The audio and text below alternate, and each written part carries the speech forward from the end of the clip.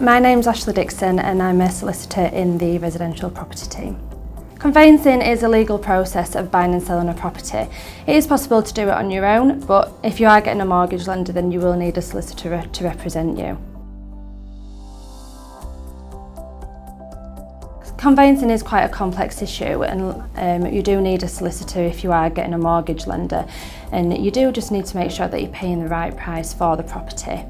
We'll start by checking the legal title, make sure you've got all the necessary rights of way to access your property. We'll look at the tenure, so as to whether it's freehold or leasehold. If it is leasehold, we'll check to see if you've got enough years remaining on the lease, and if not, we'll look to get that extended.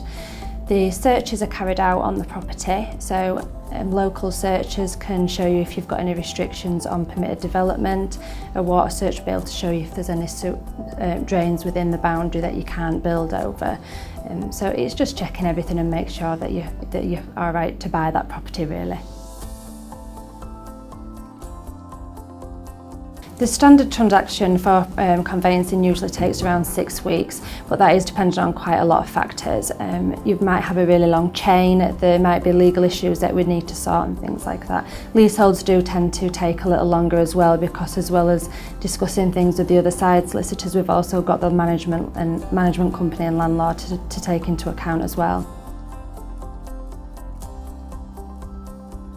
So you'll sign the contracts once we're completely happy with the legal title of the property, and make sure the fixtures and fittings form is all correct, and then we've got a completion date agreed.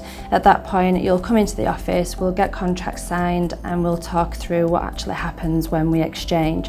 So when I would be exchanging, that would be a telephone conversation with the other side solicitors that would make it legally binding.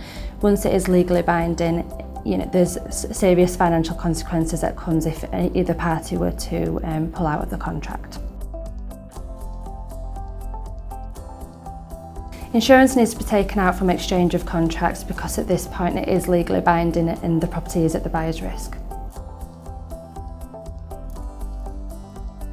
So after exchange of contracts, we do then proceed to completion. On the day of completion, your buyer's solicitors will send out the money to the seller's solicitors.